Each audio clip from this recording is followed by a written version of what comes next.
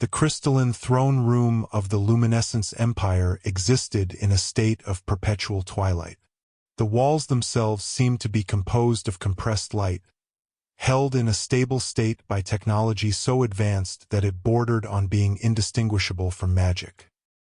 The throne at the center of the chamber was carved from a single piece of meteorite that had fallen from the skies of Etheri Prime 300 years ago, and it caught and refracted the ambient light in ways that made it appear to glow with inner fire. Queen Lyris sat upon that throne with the perfect posture and absolutely still demeanor that had been trained into her since childhood. She was tall, even by the standards of her species, with skin that held a pearlescent quality even in its dormant state. Her eyes were large and luminous, with pupils that seemed to contain swirling patterns that shifted and changed with her emotional state. Her hair fell in waves of what looked like spun silver, but which actually responded to electromagnetic frequencies in the atmosphere, creating subtle movement that made her appear almost to be underwater even when surrounded by air. She was the queen of the Luminescence Empire, a vast civilization that spanned 37 star systems and governed over 400 billion sentient beings. She had held the title for 23 years, ever since her predecessor, her mother, had transferred power through a sacred bonding ritual that was said to leave psychic imprints on both participants. And she was currently terrified, though no one in the throne room could possibly know it because she had spent her entire life learning to control the one thing about her species that made concealment absolutely impossible: her bioluminescence. The luminescent species were not called that name by accident. Every member of the species carried within them the capacity to produce light in response to their emotional states. When a luminescence being was calm and centered, their skin remained a soft pearl color with perhaps the faintest glow around the edges. When they were happy, their skin brightened into shades of gold and rose. When they were angry, their entire bodies would flare with crimson and deep purple. When they were aroused, their skin would flush with colors that ranged from coral to deep magenta, and their bodies would generate heat so intense that it was sometimes possible to see shimmer distortions in the air around them. For most luminescence beings, this transparency about their emotional state was simply accepted as part of their nature. They had evolved the bioluminescence as a communication tool, a way to convey information to their packmates about emotional states that might not be expressed through language. It was useful. It was natural. It was utterly impossible to hide, unless one spent one's entire life learning to control it through sheer force of will. Lyris had spent her entire life learning to control it. From the moment she was born, it had been clear to everyone around her that she was destined to become queen. And part of that destiny involved being able to maintain a presentation of perfect calm regardless of internal turmoil. A queen could not afford to have her emotional state visible to everyone around her. A queen had to maintain dignity and authority, and that meant controlling the biological response that would otherwise betray her feelings to anyone who bothered to look at her. So she had learned, through decades of meditation and practice and the kind of discipline that bordered on self-torture, she had learned to keep her skin in that soft pearl state even when she was experiencing intense emotions internally. She had learned to slow her heart rate and control her breathing and maintain her neural patterns in the precise configuration that prevented the luminescence response from activating. It had cost her something fundamental, though. The price of emotional control was emotional distance. She could not allow herself to feel too intensely about anything because even the faintest crack in her control would manifest as a visible response on her skin. So she had learned to exist in a state of perpetual emotional modulation, where she felt everything at a fraction of its true intensity so that her biological responses remained manageable. It was a lonely way to exist, but it was the price of being queen. Today, she was listening to reports from the Minister of External Relations regarding the arrival of a human diplomatic delegation. This was, in itself, unusual. Humans rarely traveled to Etheri Prime, Their physiology was not well adapted to the crystalline atmospheric composition that her species had evolved to breathe. They required special environmental suits and complex respiratory support systems. Most of the diplomatic relations between the luminescence empire and human civilization happened on neutral stations or on human worlds. But there was something significant about the arrival of this particular delegation, something that had necessitated sending it to HFY Prime instead of conducting negotiations in the customary manner. The human expedition, the minister was explaining, has made a discovery that they believe will be of significant interest to the luminescence empire. They have located what they believe to be remnants of the precursor civilization, buried in the subsurface of Kepler 7b. The technological signatures suggest that the remains may still contain functional systems that could be of immense value. Lyris felt something shift inside her at this information. The precursor civilization was a topic of intense scholarly debate and occasional conflict. Every spacefaring civilization in the known galaxy had evidence that a vastly more advanced civilization had once existed and had vanished mysteriously billions of years ago. The remnants of their technology were scattered across dozens of worlds, and acquiring access to those remnants was considered of strategic importance by every major power structure in known space. If the humans had genuinely discovered intact precursor technology, it changed everything. The political balance that had existed for the last 2 centuries would shift dramatically. Whatever power could gain access to that technology first would gain immense strategic advantage over their competitors. The humans are requesting a joint venture, the minister continued.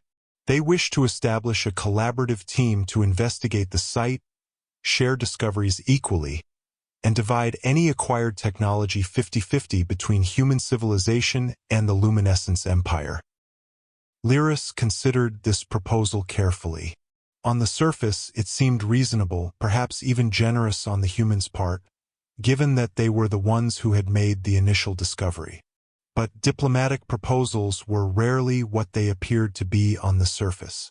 There were always deeper currents, hidden motivations, strategic positioning that became apparent only when one had sufficient experience navigating the treacherous waters of interstellar politics. "Send an acceptance," Lyris said finally, "but inform the humans that I will be accompanying the expedition personally. If we are to establish this level of cooperation and share in the acquisition of such significant technology, the luminescence empire requires representation at the highest levels." The minister bowed, and that was when the doors to the throne room opened, and the human delegation entered. Lyris had expected to see humans. She had studied their physiology extensively, had read reports written by her own diplomats and scientists about human biology, human psychology, human cultural practices.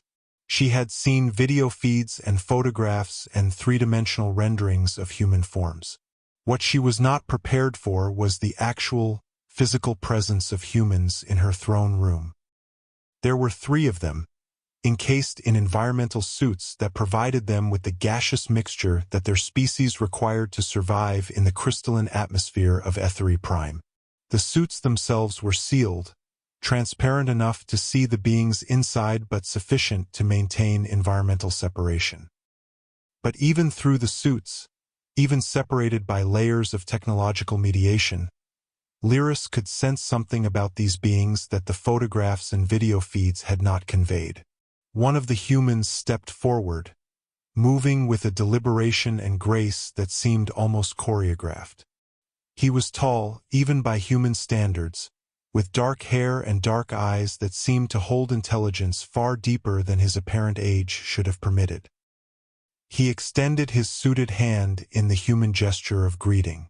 "Your Majesty," he said, his voice reaching her through the environmental suit's communication system. "I am Dr. Marcus Venn, lead researcher on the Precursor expedition. On behalf of human civilization, I thank you for accepting our proposal for joint collaboration." Lyris extended her hand to meet his. The contact was filtered through layers of technology and environmental protection, but as their hands touched, suit to suit, separated by multiple barriers of mediation, Lyris felt something activate inside her that she had spent her entire life learning to suppress. Her skin began to glow. It was subtle, barely visible, just a faint warming at the edges of her pearl-colored epidermis. But it was there, a visible manifestation of a response she could not control, a betrayal of her emotional state that she had worked so hard to prevent. Lyris immediately withdrew her hand and turned away from Marcus, moving back toward her throne as though the contact had been somehow offensive. She forced herself to recenter, to reinitiate the mental discipline that kept her bioluminescence under control. The glow faded, retreating back into dormancy, leaving her skin its normal pearl color. But the damage was done. Everyone in the throne room, including all three humans, had witnessed the brief flash of light. They would be wondering what it meant. They would be speculating about what emotional state might have caused such a response. And Lyris would have to spend the next several minutes managing the implications of having let her guard down for just a moment. "Welcome to Ethery Prime," she said, her voice perfectly controlled and calm despite the inner turmoil. "The Luminescence Empire looks forward to collaborating with your civilization on this matter of mutual interest. We will depart for Kepler 7b immediately. My personal staff will arrange for your environmental accommodations aboard the royal transport vessel." The humans bowed, and they withdrew from the throne room. As they left, Marcus turned back briefly and made eye contact with Lyris, and she felt another surge of that inexplicable response, a warming in her chest and a desire to let her skin glow brighter, to allow the response to manifest in its full intensity. She forced it down, grinding the response into submission through sheer force of will. This was not acceptable. This was not tolerable. She had spent 23 years maintaining absolute control over her biological responses, and she would not allow a human, a single human whose name she had only just learned, to cause that control to slip. But as she watched the environmental suits carrying the human delegation disappear down the crystalline corridors of the palace, she knew with a certainty that chilled her that she was going to have significant trouble maintaining that control around this particular human. The journey to Kepler 7b took 3 weeks aboard the royal transport vessel.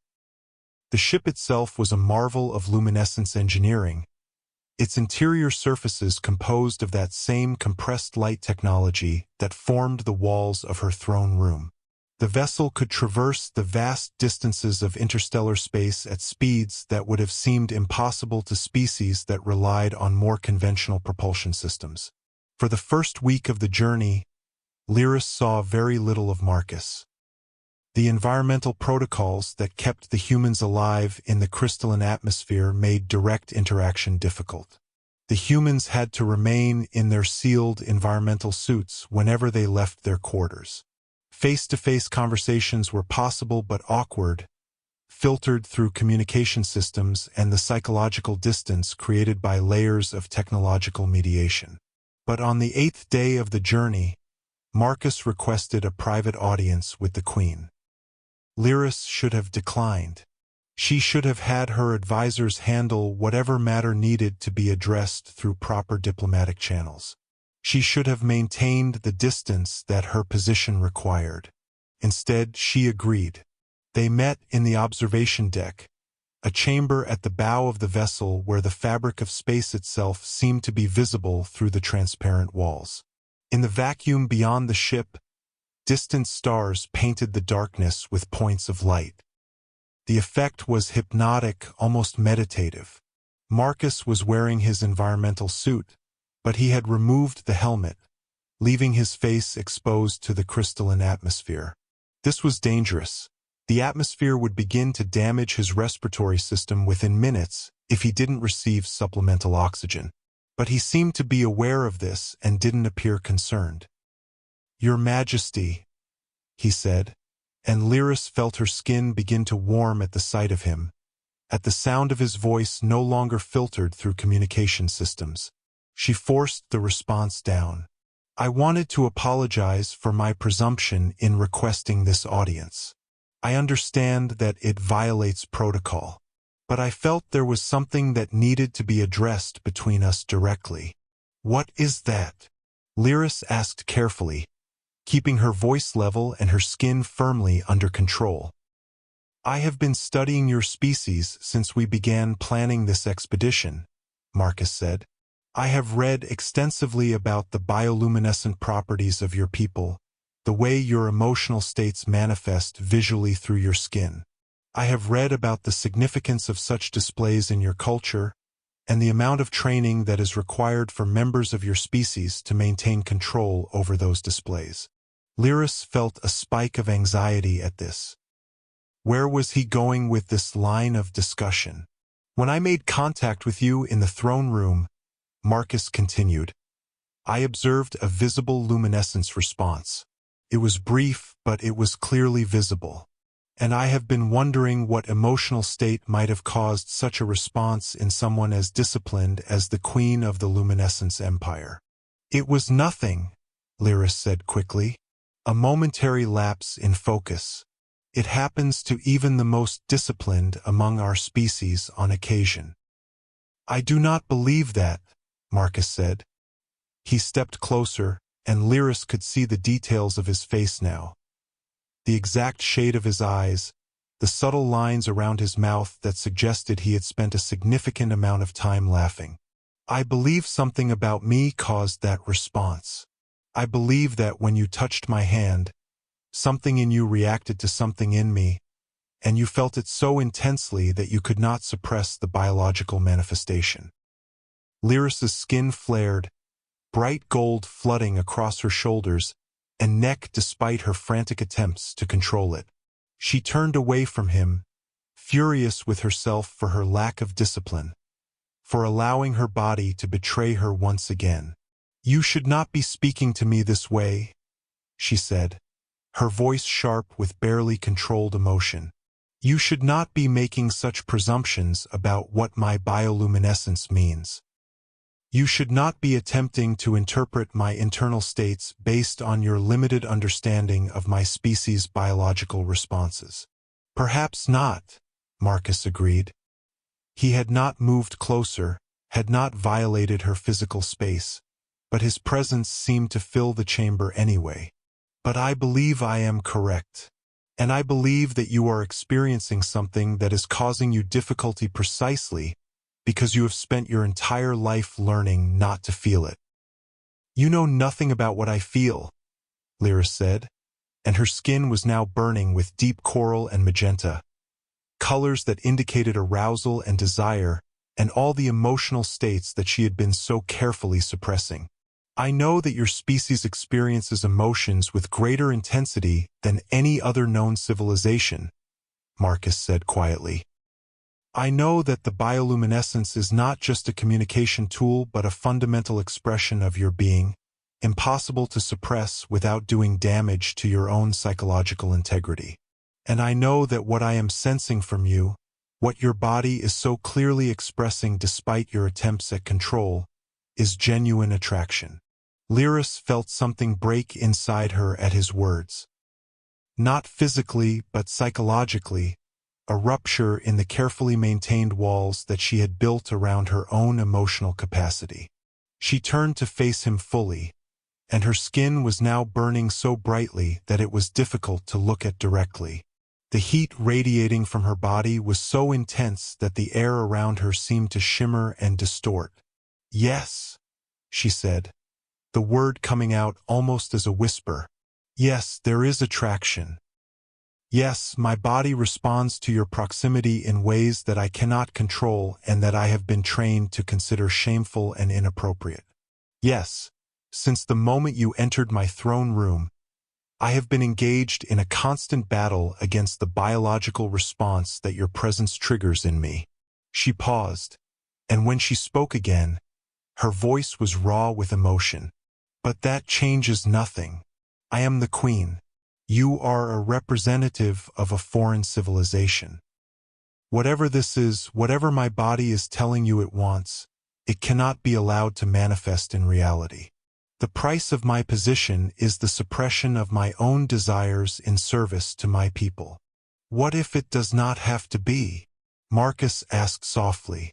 What if the connection between us could serve your people rather than compromising your position? You do not understand how power works, Lyris said bitterly. You do not understand that any personal relationship would be seen as weakness by those who seek to undermine my authority. You do not understand that allowing myself to be visibly affected by another being would call into question my ability to make objective decisions. Then let me understand, Marcus said.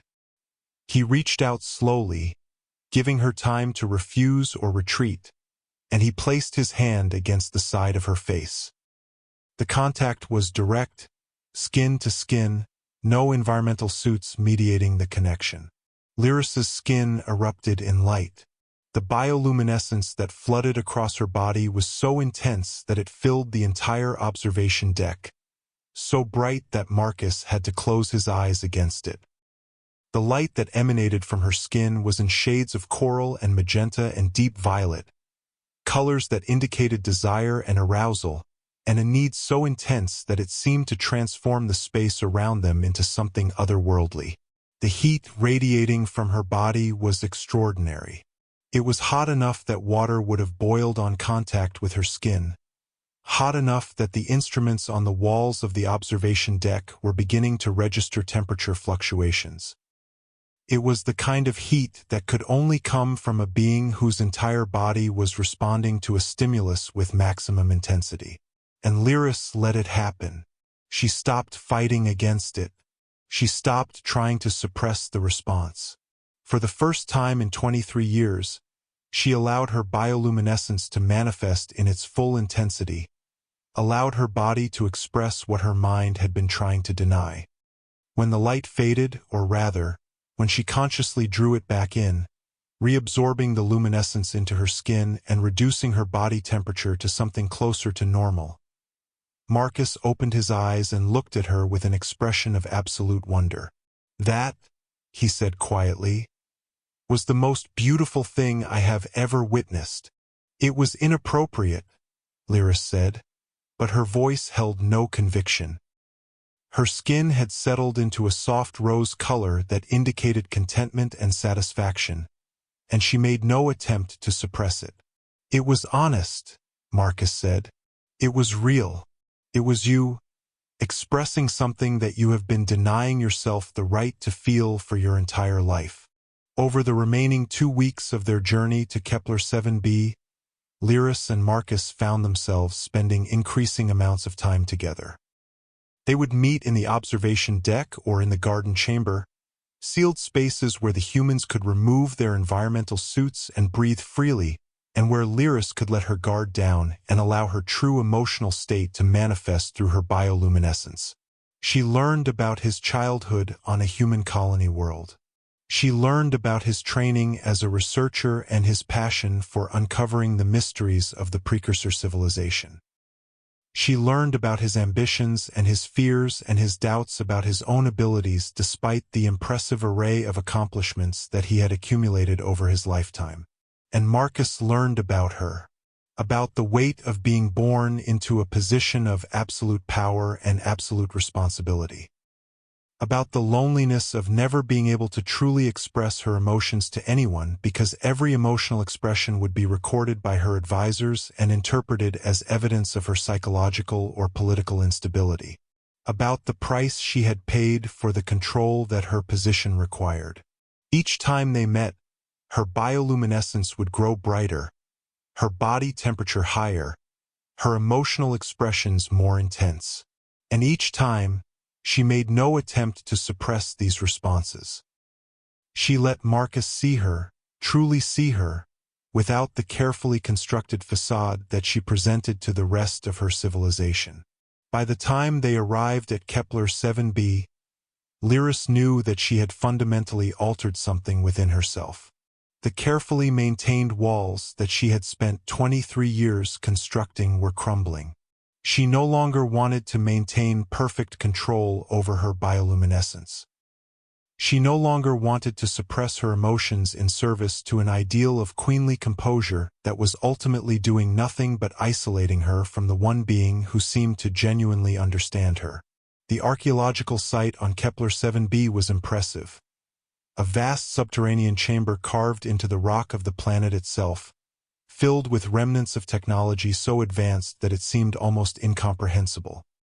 The precursor structures were still partially functional, their systems maintained by redundancies and fail-safes that had apparently been designed to preserve them for millions of years.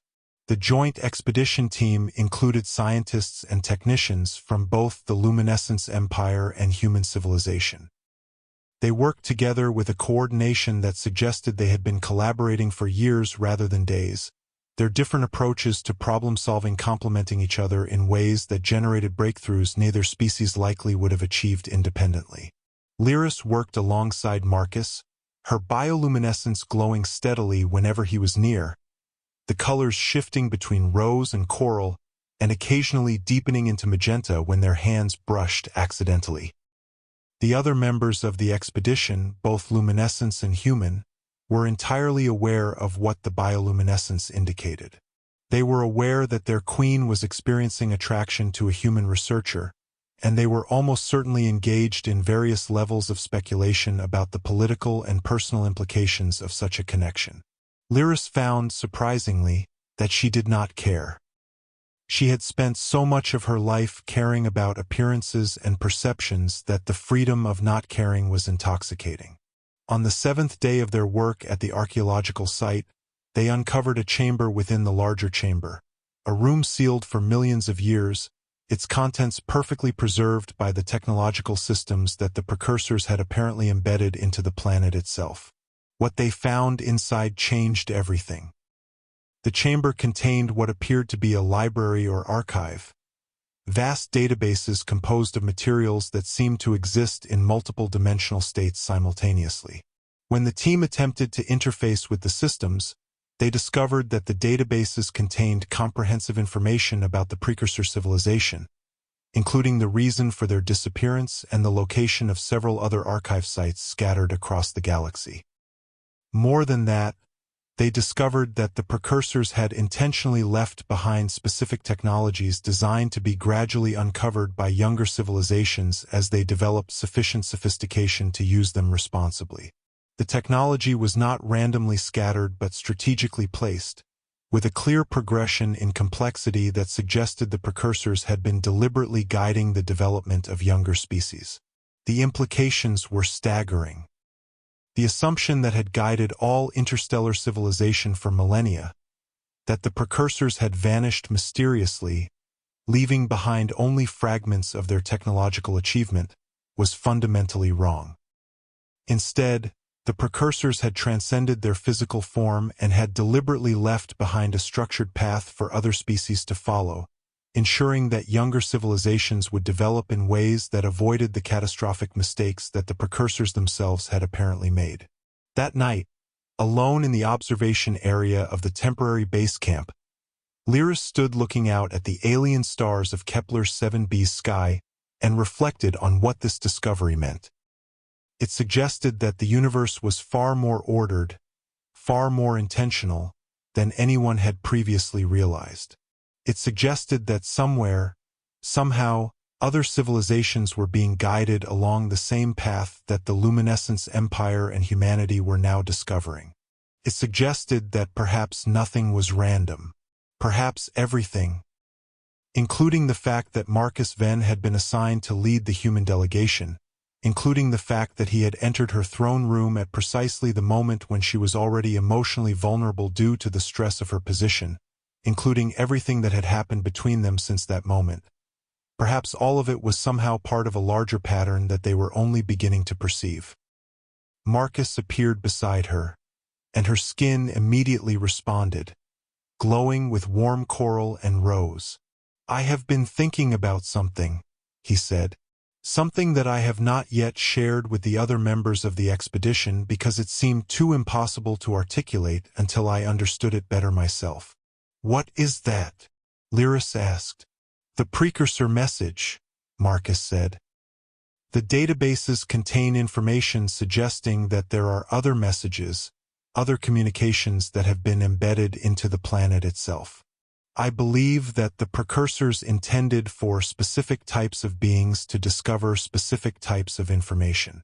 I believe that the library we found was not random in its location or its contents. He paused, and when he spoke again, his voice was quieter, more personal. I believe that I was meant to find you. I believe that our meeting was not coincidence but part of a pattern that the precursors set in motion millions of years ago when they left this world. I believe that they intended for human civilization and luminescent civilization to connect, to come together, to understand each other at the deepest possible level. Lyris felt her skin flare with deeper colors, the bioluminescence becoming more intense as her emotional response to his words overwhelmed her carefully maintained composure. She could feel the heat radiating from her body, could sense the way the air around her was beginning to shimmer and distort. "You are suggesting that we are part of some vast cosmic plan," she said, her voice rough with emotion. "That my attraction to you, that everything I feel for you, is orchestrated by beings who have been dead for millions of years." "I am suggesting that it is possible," Marcus said. He reached for her hand, and when their skin touched, Lyris's bioluminescence intensified further, flooding the observation area with light. "I am suggesting that perhaps the universe is far more intentional and far less random than we ever imagined. I am suggesting that if the precursors set this in motion, it was because they believed that something extraordinary could come from the connection between us." "What would happen if I allowed that?" Lyris asked.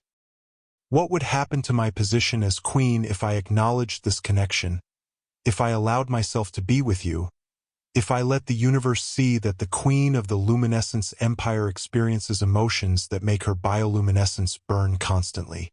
"I do not know," Marcus admitted, "but I know that continuing to suppress yourself is causing you damage that will only grow worse with time. I know that every moment you spend fighting against what your body and your heart want to express is a moment of your life that you are choosing to deny yourself. And I know that for the first time since I met you, you look like you are actually alive rather than going through the motions of being queen." Lyris closed her eyes, and when she opened them again, she made a decision that she knew would have massive repercussions. She reached out and pulled Marcus close to her, closing the distance between them. She kissed him with all the intensity that her suppressed emotions contained, and as she did, her bioluminescence erupted into colors so bright and so intense that the observation area was flooded with light. The heat radiating from her body was extraordinary. It was hot enough to be painful, hot enough that Marcus gasped against her lips as the temperature of her skin registered against his own. But he did not pull away. He held her, accepting the heat and the intensity and the overwhelming manifestation of her emotional response. When they finally broke apart, both breathing heavily, Lyris's skin was still burning brightly, colors of magenta and deep violet mixing with coral, and rose in patterns that seemed to dance across her entire body. "I love you," she said, and the words felt simultaneously terrifying and absolutely right. "I love you in a way that my people would consider dangerous and inappropriate and ultimately destructive to my position as queen. And I do not care. I do not care what my advisors will say or what the political ramifications might be. I do not care if this costs me my crown. I love you, and I refuse to spend the rest of my life pretending that I do not." The response from the luminescence empire was, as expected, complicated. When Lyris returned to Etheri Prime and publicly acknowledged her relationship with Marcus, there were those who embraced it as a revolutionary step toward genuine connection between their civilization and human civilization. There were those who saw it as a tactical political move designed to establish a permanent alliance with the humans. And there were those who viewed it as a fundamental betrayal of her position, as evidence that her judgment was compromised by personal emotion and that she was unfit to continue serving as queen. But something unexpected happened. As news of her relationship with Marcus spread throughout the luminescence empire, people began to ask questions about what the bioluminescence truly meant. They began to have conversations about whether the emotional transparency that their species possessed had actually been suppressed and controlled by their cultural values in ways that were ultimately unhealthy. They began to discuss whether it was possible to be both a leader and a person who experienced emotions fully and openly. The public discourse shifted. Rather than viewing Lyris's emotional openness as a sign of weakness, people began to see it as a sign of honesty and authenticity. Rather than interpreting her constant bioluminescence when Marcus was near as evidence of poor judgment, people began to interpret it as evidence that she was capable of genuine connection with another being despite the vast differences between their species. More than that, Lyris's public acknowledgement of her emotions seemed to create a cultural shift within the luminescence empire. Other members of her civilization began to allow their own bioluminescence to manifest more openly. People began to have conversations about their emotions rather than suppressing them. The carefully maintained distance that had characterized luminescence culture began to dissolve into something warmer and more connected. Lyris understood that she was being perceived, in some ways, as a revolutionary figure. Not because she had done anything particularly radical, but simply because she had refused to suppress an essential part of herself in service to an abstract ideal of what a leader should be. But she also understood that there were consequences to this choice. Within 6 months of her public acknowledgement of her relationship with Marcus, 3 members of her advisory council formally requested that she step down from her position as queen. They argued that her emotional involvement with a human compromised her ability to make objective decisions about matters that affected the welfare of the luminescence empire. They suggested that a temporary regent should assume power until such time as she could prove that her judgment was not compromised. Lyris considered their requests carefully. She understood their concerns. She understood that her emotional state had become visible in ways that it had never been before, and that this visibility could be interpreted as evidence of lost objectivity. She understood that there were legitimate political questions about whether a queen whose bioluminescence burned brighter around a foreign representative could make unbiased decisions regarding trade negotiations or military strategy. But she also understood something that her advisors did not seem to fully grasp. Her ability to love deeply, her capacity to feel intensely, her willingness to be vulnerable with another being. None of these things actually compromised her ability to lead. If anything, they enhanced it, because she now made decisions not from a place of distant calculation but from a place of genuine understanding of what it meant to care about someone and to want their well-being protected. So she refused to step down. But she did agree to establish a new system of governance in which her advisory council had greater transparency into her decision-making processes and greater ability to challenge her decisions if they believed her judgment was genuinely compromised. The compromise satisfied most of her critics, though a few continued to argue that her position was fundamentally untenable as long as she maintained her relationship with Marcus. Over the next few years, Lyris and Marcus's relationship deepened. They discovered that despite their fundamental biological differences, despite the vast gulf between human and luminescence physiology, they could build a genuine connection that transcended those differences. They learned each other's customs and philosophies. They spent time on both ethery prime and human worlds, adapting to each other's environments and learning to find beauty and meaning in both. Marcus was eventually given permanent diplomatic status with the Luminescence Empire, formally representing human interests in all matters related to joint scientific and political endeavors. The humans and the Luminescence Empire began to share the technology that they had discovered from the precursor archives, creating a partnership that began to change the trajectory of both civilizations. And gradually, something remarkable happened. The bioluminescence that had once been Lyris's greatest source of anxiety, the biological response that she had spent her entire life learning to suppress, became something that she embraced fully.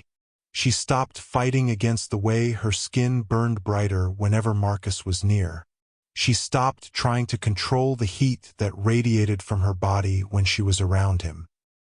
She allowed the universe to see exactly how deeply she felt, exactly how intensely she loved, exactly who she was without the carefully constructed facades that had previously defined her existence. Other members of the luminescence empire began to do the same. The cultural shift that had begun with her public acknowledgement of her emotions continued to accelerate.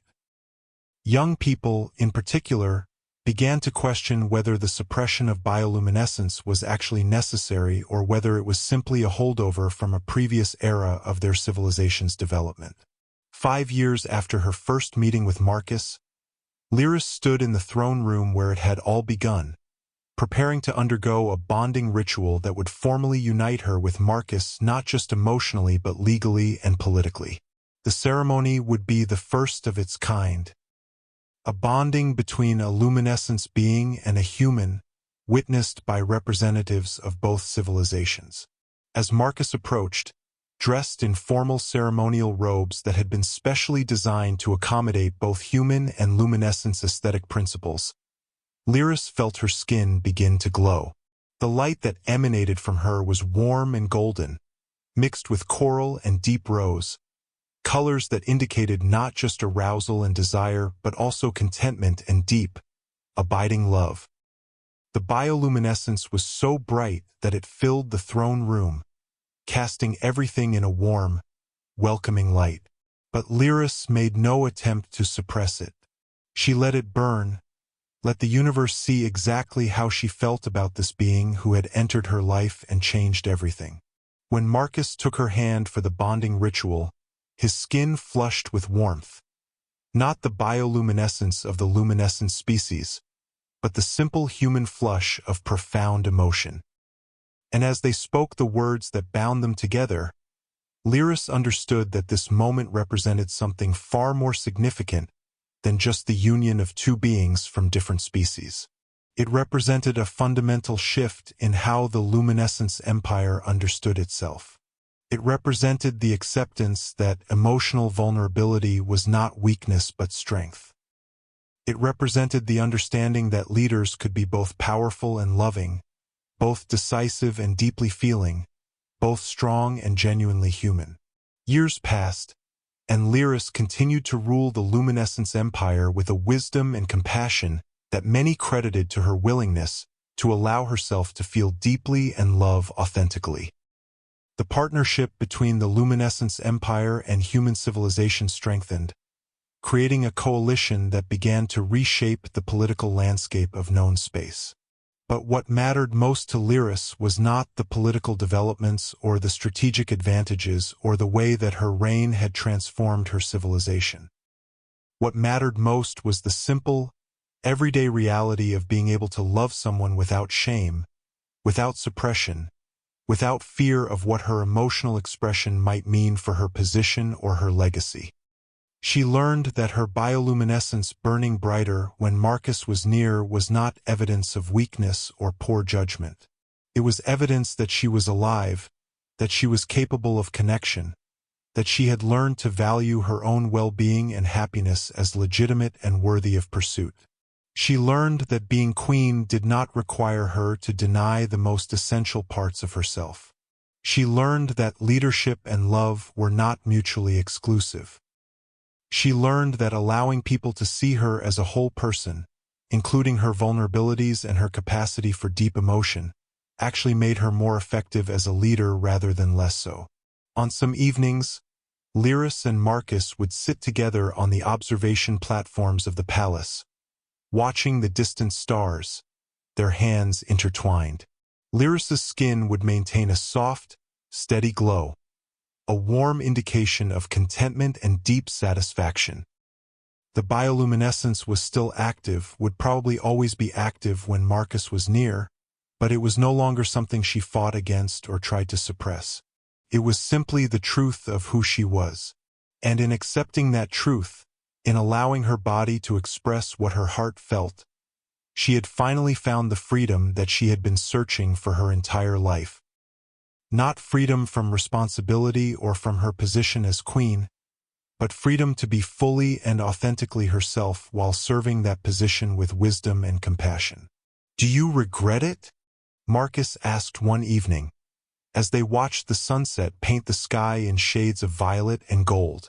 "Do you ever wish that you had maintained the perfect composure, that you had never allowed yourself to break down, that you had continued to suppress the connection between us?" Lyris considered the question carefully. The answer seemed obvious, but she wanted to give it genuine thought because the question itself was important. It deserved more than a reflexive response. "No," she said finally. "My body burns when you are near, and I have learned that this is not something to be ashamed of or afraid of. It is simply the truth of what I am, a being capable of loving deeply, of feeling intensely, of experiencing the full spectrum of emotion that makes life worth living. I spent 23 years learning to suppress that essential part of myself, and I have spent the years since learning to embrace it. The second half of my life has been infinitely richer than the first half." She reached over and kissed him, and as she did, her bioluminescence flared brighter, filling the observation platform with light. Not because she was trying to express herself, but simply because her body had learned to manifest the love that overflowed from her heart whenever he was near. "Besides," she continued, "my people needed to learn what I have learned. They needed to see that it is possible to be both leader and lover, both queen and human, both powerful and vulnerable.